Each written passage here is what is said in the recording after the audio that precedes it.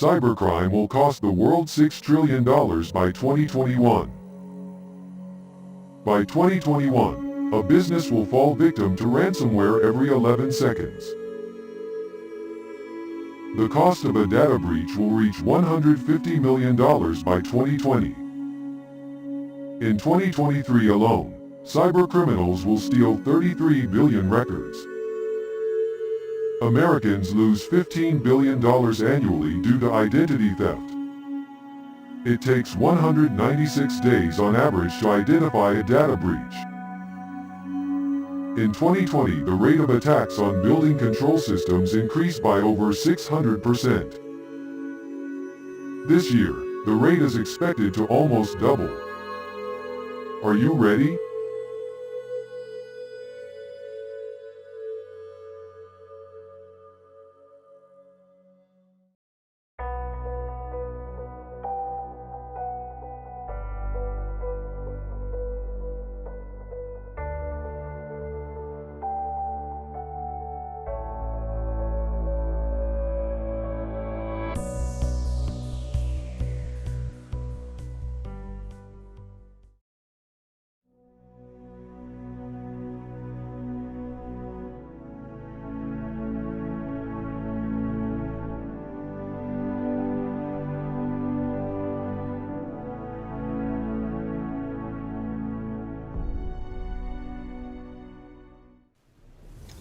Started when I was young, and I worked with computers and started playing with them, and learned very quickly that I really liked working with computers, and I liked breaking, different pieces of code, and eventually I realized there was a lot of money to be made in it.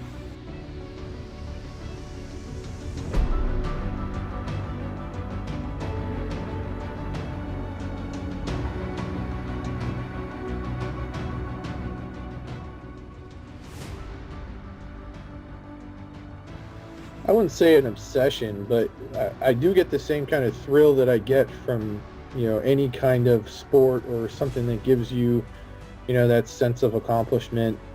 It's more of a rush. You get a rush from it.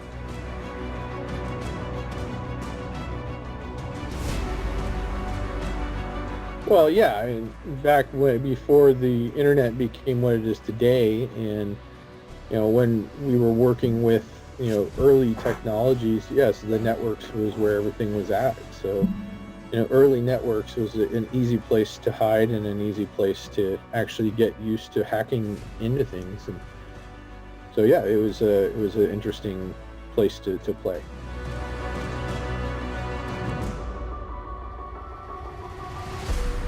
So things have changed. I mean, you can say they're harder, but it's really just using different mechanisms to gain access. And it used to be that you could find a vulnerability directly on the internet easily and get in. Today you have to leverage people, or you have to leverage less known technologies that have vulnerabilities.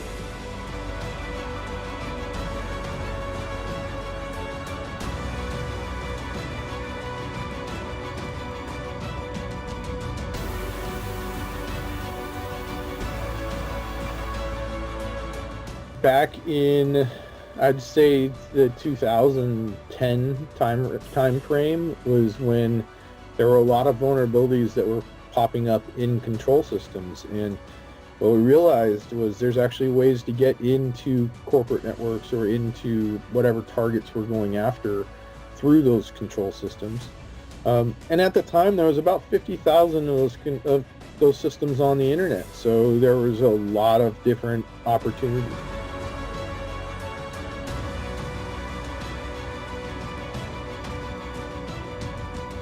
It's pretty simple. You go through a standard search, or you can use Google to find some things, or you can use things like Shodan to find others. But there's a lot of different ways to take a look. You also have to realize that depending on who you're targeting and what type of access you're going after, you may look at their third-party vendors or a building systems vendors. It's not always about who's in the building. You sometimes find other avenues. So sometimes it's about getting a trusted person that's going to take you in there and not know it.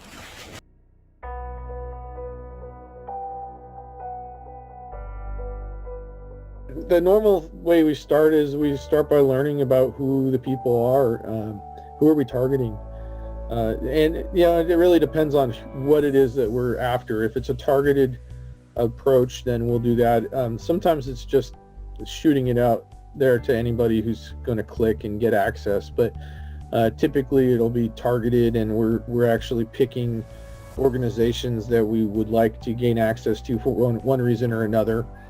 And we'll do a recon session where we will actually go look at who's on LinkedIn, who's on Facebook, figure out the things they like, figure out how a phishing attack might be structured, and then figure out the Shodan angles as well. Or do they have things on the internet that we can go after? Really looking to make a plan of how we're going to approach that.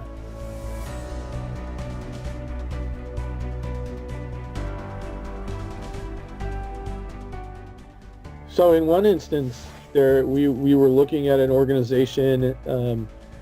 Their network was pretty well secured. They had the newest technologies, and so we looked at different ways that we could actually approach getting access to their network and learning what they knew. And as part of that, we realized that their building integrator had actually left a building control system on the internet. And we were able to find that, get access to that. So then we were in some of the software in their building, and we were then able to use that access to gain access to their corporate network, and from there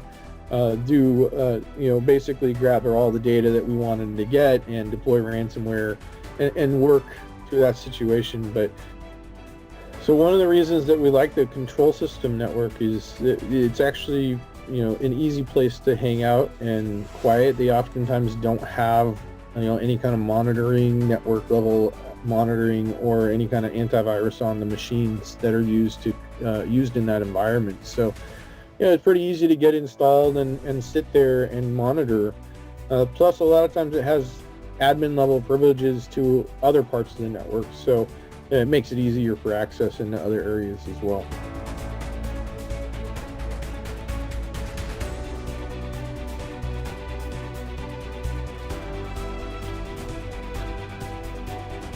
Once we understand how an integrator works and we understand their customer base, and we've figured out some of their information, we find a lot of them use the same password. So a lot of them, it'll actually be something, once we gain access to one of their customers, we can gain access to all of their customers. And it's a common practice that they have.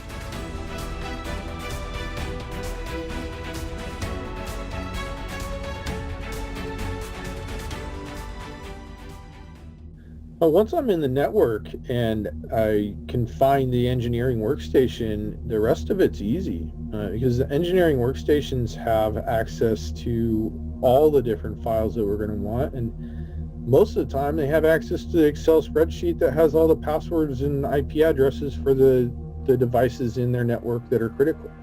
So that engineering workstation usually gets us everything that we need to know about their system. That is the first place I'm going. I want to live where the people with the knowledge live.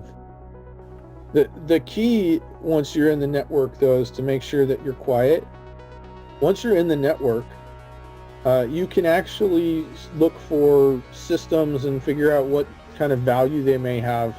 And that's where the ransomware comes in. Sometimes they've got a valuable network. Sometimes you just go based off of what their organization's worth, what their annual revenue is. Other times you find things in there that are much more interesting. So it could be a warehouse, or it could be something where you can actually have ransom, and it is more meaningful because it impacts the business. And in those situations, that's when it's most lucrative. That's when you can actually have a ransom be successful.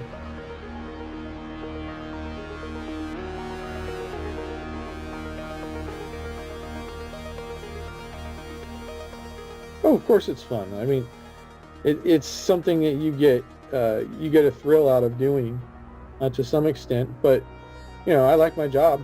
I get to do fun things on a daily basis, and it makes me happy. But it's not a personal thing for me. It's just work.